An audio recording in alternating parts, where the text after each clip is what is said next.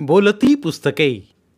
ज्यांना वाचनाचा नाद त्यांना बोलती पुस्तके घाली साद. आमचं चॅनल सबस्क्राईब करा आणि सबस्क्राईब करायला इतरांनाही सांगा. नमस्कार श्रोते मित्र हो, बोलती पुस्तके सादर करीत आहे लेखिका शुभांगी भडबडे लिखित कादंबरी मोक्षदाता भाग 13.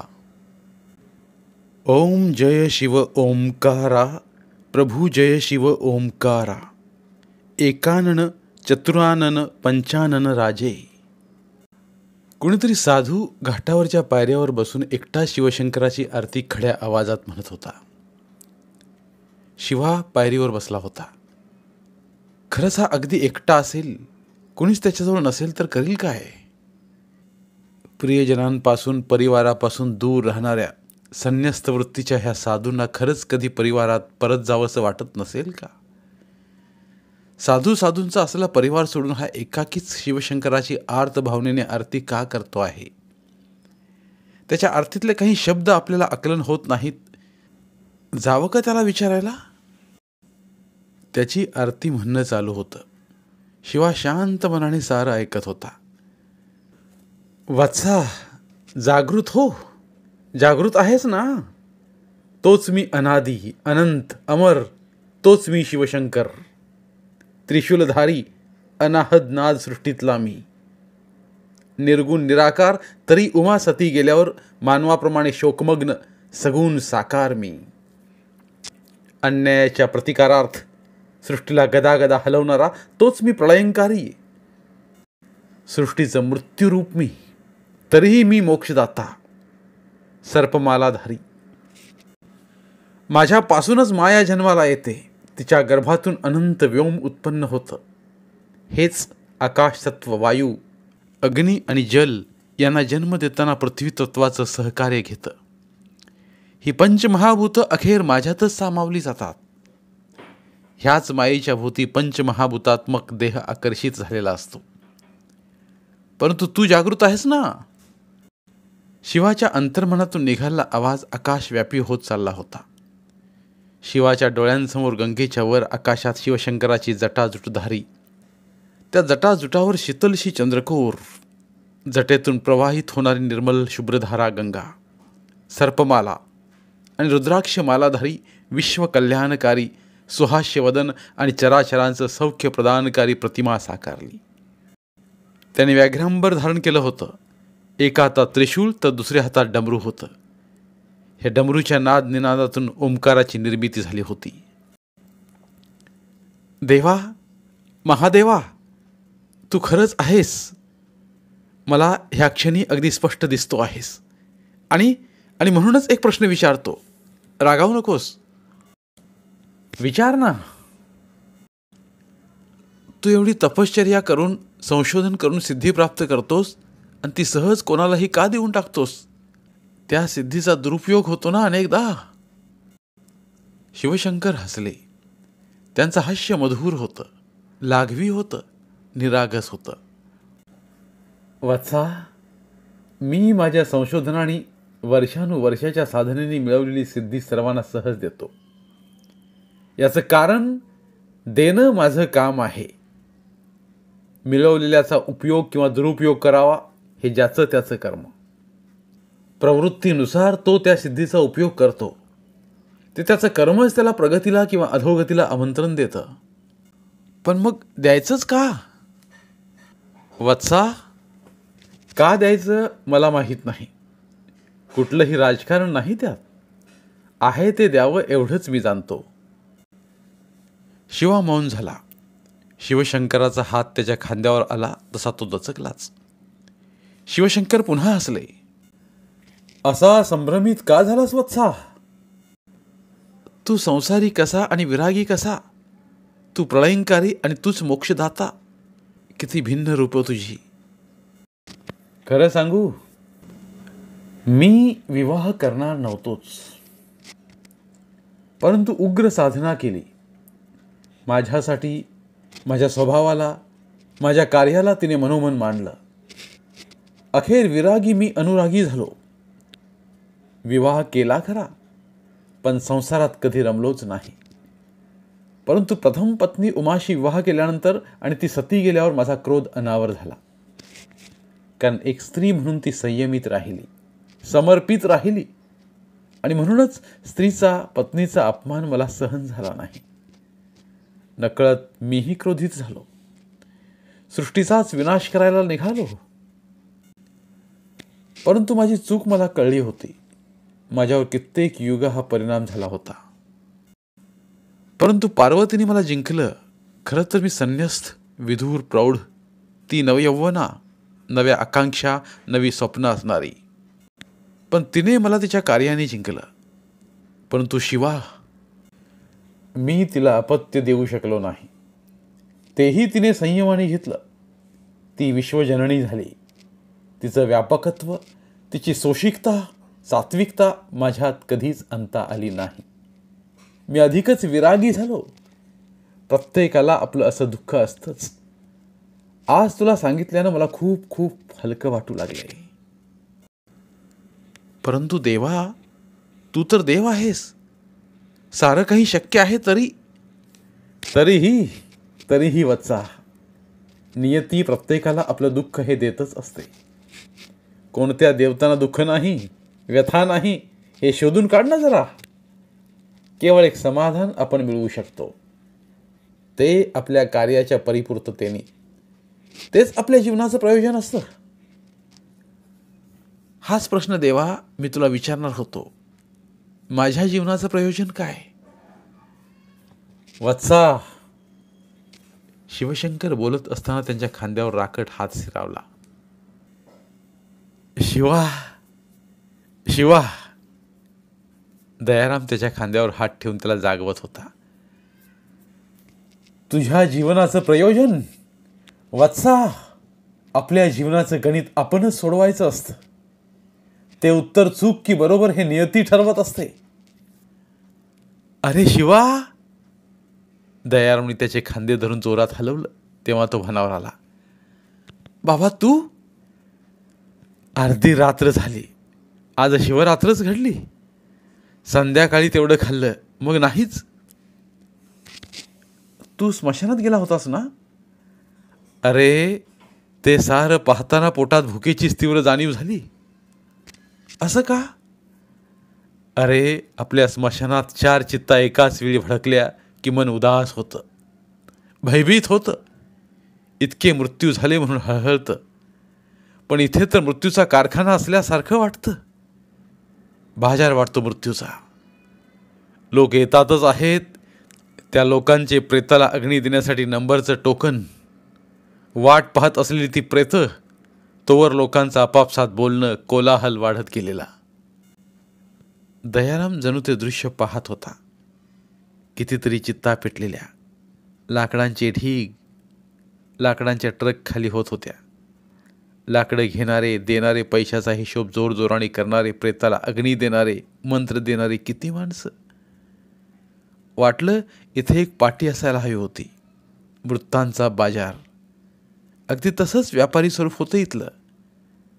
सरण रचू नये म्हणून हातात लांब बास घेऊन तत्पर असणारे, सततच्या अग्निज्वाळीच्या सान्निध्यात राहून काळवंडलेली माणसं. आक्रोश आणि भावना इथे कमीच होत्या. कारण जागाच अपुरी इतकी लोकांची, प्रेतांची गर्दी. शिवा, इतकी माणसं कशी मरतात रोज इथं? बाबा, तुला भूक लागली आहे ना? तेव्हा पोटात खड्डाच पडला होता. आता नाही जाणवत तसं. पण महास्मशानाचं महारूप पाहताना मन डचमळून आलं. इतकी माणसं मरतात तर देव इतकी जन्माला तरी का घालतो कळत नाही. मन उदासलं. मृत्यूचं भावनिक रूप आपल्या स्मशानात पाहिलं, पण इथे तर मृत्यूचं व्यापारी रूप बघितलं. दयाराम बोलत होता. शिवा शांतपणे सारा ऐकत होता. बरं झालं बाबाला कळलं नाही की अर्धवट जळलेले देह गंगेच्या पाण्यात ढकलून देतात म्हणून. नाहीतर ज्या आत्मीयतेने दयाराम प्रेताची काळजी घेतो त्याला निश्चितच दुःख झालं असतं. तो मनोमन म्हणाला, पण इतकी प्रेतं येतात कुठून? इतकी माणसं काशीत मरतात कशी? शिवा, मला तर राहून राहून वाटतं हे हे घडतंच कसं? बाबा, इथे अनेक आश्रम आहेत. आजारी, निराधार किंवा काशीतच मरण्याच्या इच्छेने आलेली अनेक माणसं आहेत. शिवाय इथल्या सणसमारंभाला एकदा का होईना काशी पाहावी त्या उद्देशाने आलेली शेकडो माणसं इथे आहेत. त्यामुळेच तरीही इतकी माणसं मरावीत? बाबा, इथे जवळ असणाऱ्या मोठ्या शहरातून तसंच लहान लहान गावातूनही मृतदेह इथे आणले जातात. कारण काशीत जर दाह संस्कार झाले तर मोक्षदाता प्रत्यक्ष शिवशंकर असतो, ही भावना प्रत्येक हिंदूवासियांच्या मनात वर्षानुवर्ष रुजलेली आहे. तू पाहिला शिवशंकर? पुढचं वाक्य शिवा मनात म्हणाला, कसा दिसणार तुला शिवशंकर? तो तर या गंगातीरावर इतका वेळ माझ्याशी बोलत होता, हा आत्ता तू आल्यावर गेला. शिवशंकराची प्रतिमा प्रत्येक स्मशानात असतेच, परंतु शिवा, आपल्याकडची प्रतिमा साक्षात वाटते, आपली वाटते. शिवा हसला. रोज प्रतिमा पाहून त्याची पूजा अर्चा केल्यावरती आपलीच वाटणार, त्यात आपलं मन घातलेलं असतं ना. तेही खरंच म्हणा, दयाराम म्हणाला. शिवा उठला. दयाराम बरोबर आश्रमाकडे निघाला. वाटेत एका जागी भल्या मोठ्या कढईत दूध आटवत होते. शिवालाही आता भुकेची जाणीव झाली होती. ते दोघं त्या ठिकाणी गेले. मोठा पितळी ग्लास भरून दूध प्यायले. तेव्हा मात्र शिवालाही बरं वाटलं. दयाराम चालताना बोलतच होता. शिवा, महास्मशान पाहायचं माझं स्वप्न तू तू पूर्ण केलंस. पण वाटतं आलोच नसतो तर बरं झालं असतं. मरणानंतरही ताटकळत असणारी प्रेत, भावनाशून्य व्यवहार, सरण रचणारी जल्लादासारखी माणसं, सर्वत्र उफाळून आलेल्या अग्निज्वाळा, धरू आणि अग्नी याच्यातून तर वाराही जात नव्हता. काशी पुण्यभूमी, इथे मोक्ष मिळतो. इथे आपल्या देहाला प्रत्यक्ष शिवशंकर अग्नी देतो. सारंच खूप मनात साठलेलं. पण इथे नसतो आलो तर बरंच झालं असतं. बाबा, मनातल्या कल्पनेतलं स्मशान इथे नसेलही, पण इथे पवित्र गंगा आहे. इथे काशी विश्वेश्वर आहे. इथे सारे लोक मनशांतीच्या ओढीने येतात. तेव्हा उद्या सकाळी गंगा आणि विश्वेश्वराचं दर्शन घेऊन रात्रीच्या गाडीने आपल्या गावी जाऊया. कधी आपल्या आईला सोडून न गेलेल्या मुलाला काहीच काळासाठी दूर जावं लागलं तर आईला भेटायची अधीरता दाटून यावी, तसं झालं? दयारामनी घाईने विचारलं. उद्या रात्रीची गाडी आहे ना? बरंच झालं. मला मनातून कमालीची काळजी लागून राहिली होती. अजून बालतीन झाली नाही, हे बरंच झालं. आपण तोवर पोचूया. दयाराम बोलताना थांबला आणि एकदम म्हणाला, अरे, त्या तुझ्या हेमांगीला फोन केलास का? करतो सकाळी, नक्की करतो. तुलाच लावून देतो, तूच बोल ना. दोघं आश्रमात पोहोचले तेव्हा उत्तरात्र संपत आली होती. तशी उठायची घाई नसल्याने दयाराम म्हणाला, आराम कर शिवा. उगाचच अर्ध्या रात्रीपर्यंत स्मशानात होतो. किती सारं भयावह होतं ते. पाहून मन धस्तावलं. काय आहे बाबा, रात्री प्रत्येक गोष्ट घडत वाटते. तू सकाळी चल माझ्याबरोबर, तुला चांगलं वाटेल. निदान अंधारात उजळलेल्या गडद केशरी ज्वाला दिवसा तितक्या गडद वाटणार नाहीत. गंगेच्या पाण्यात रात्री प्रतिबिंबित होणाऱ्या त्या गडद ज्वाला दिवसा तशा वाटणार नाहीत. सकाळी सारं सौम्य वाटेल बघ, मग जाऊया. नको नको, आता त्या गर्दीने वेढलेला काशी विश्वेश्वरही पाहायचा नाही आणि तो मृतांचा बाजारही पाहायचा नाही. ठीक आहे, मग बनारसी साडी घेऊया कमलासाठी आणि हेमांगीसाठी पण, दयाराम म्हणाला. तसं शिवा पुढे बोलला नाही. डोक्यावर चादरी घेऊन डाव्या कुशीवर तो वळला. तेव्हा दयारामने ही चादर ओढून घेतली. शिवा, मी आले. हेमांगीचा जवळच आवाज ऐकून शिवा दचकलाच. त्याने डोक्यावरची चादर बाजूला केली. जरी काठी पांढऱ्या साडीत हेमांगी उभी होती. तू इथे? का? मला इथे यायला कुणाचा प्रतिबंध आहे? तसं नाही, परंतु त्याच्या पलंगाजवळ हेमांगी उभी होती. गंगेच्या शुभ्र धारेसारखी. लहरी लहरीतून तिचे केस पसरले होते. मुखावर प्रसन्न हास्य होतं. शिवशंकराच्या सात्विकतेचं तेज आणि भक्तांप्रतीचा स्नेह तिच्या मुखावर होता.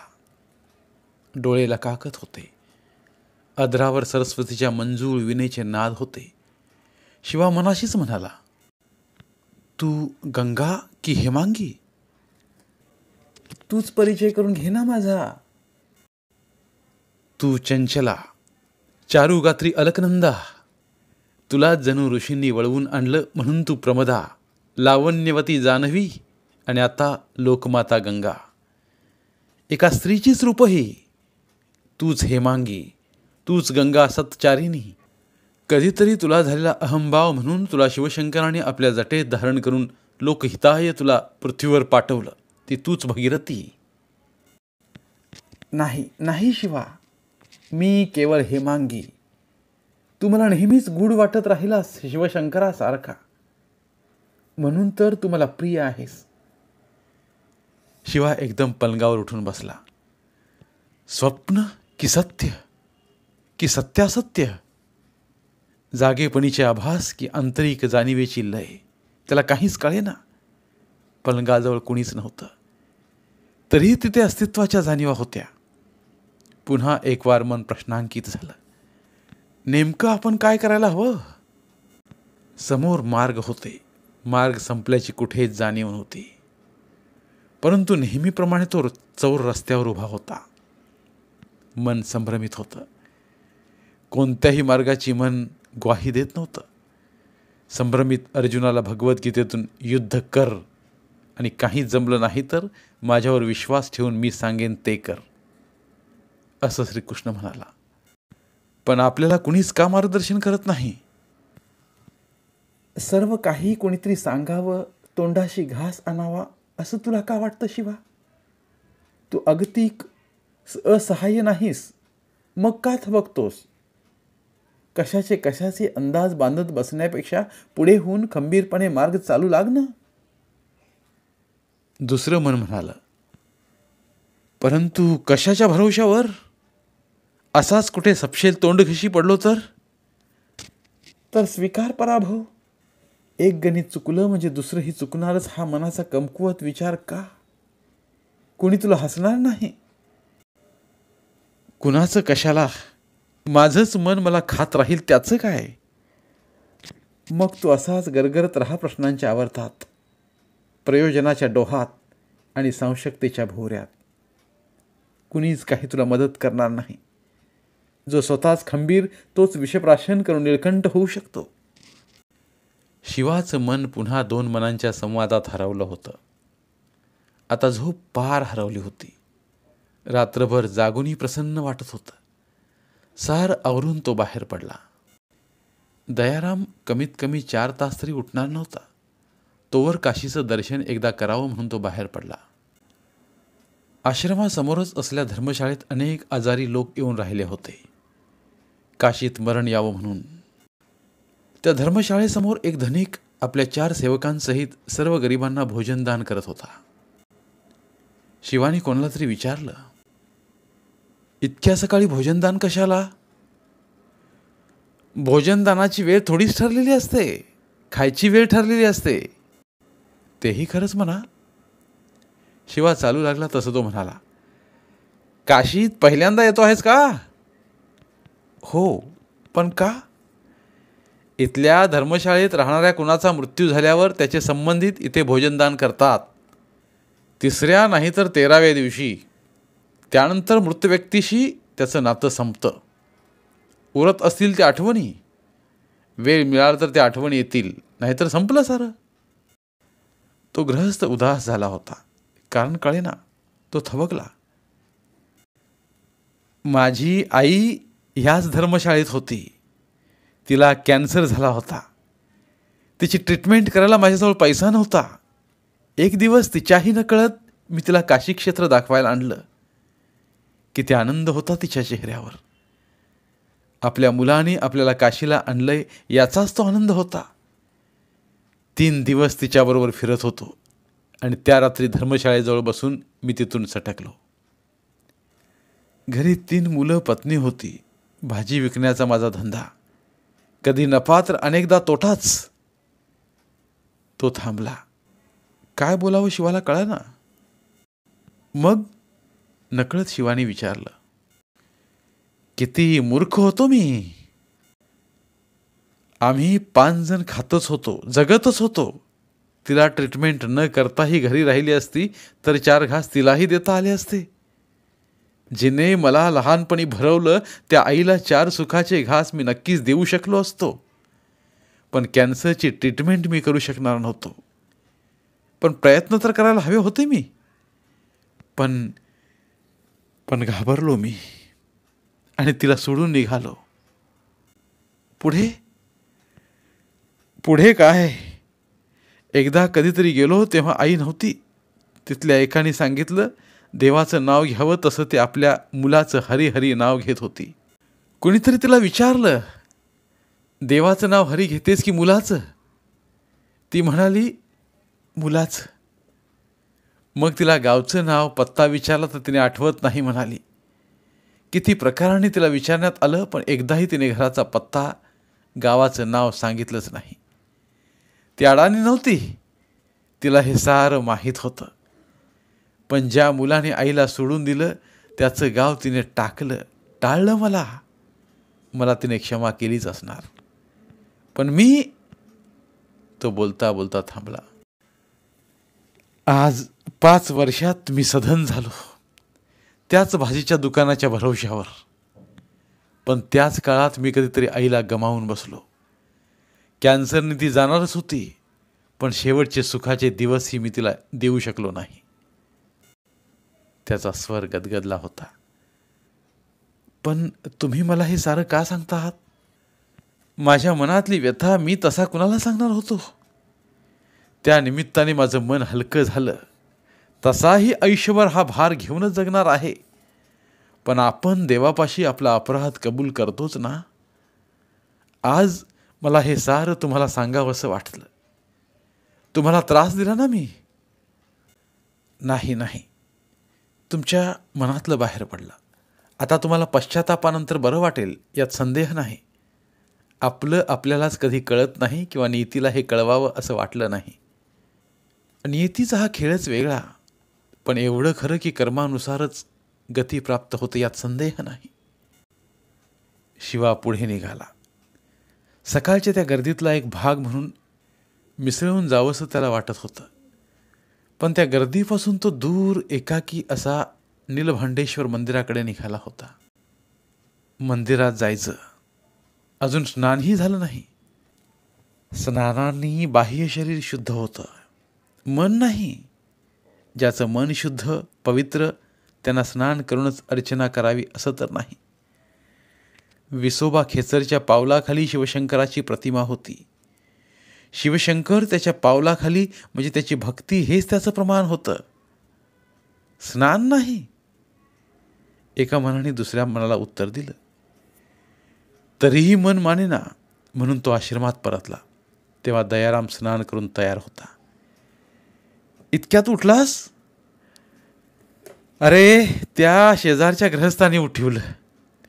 म्हणाला, समोरच्या धर्मशाळेत समोरच्या अंगणात भोजनदान देत आहेत, तूही चल. माझी इच्छा नव्हती, कारण तू नसताना मी खाणं मला योग्य वाटत नव्हतं. पण दयारामला सत्यस्थिती सांगणं शिवाला जीवावर आलं. असलं भोजनदान दयारामने स्वीकारलं नसतं. पण अज्ञानातला आनंद शिवाला तसाच राहू द्यायचा होता. बरं झालं तू प्रसाद घेऊन आलास. आता मी येतो स्नान करून, मग आपण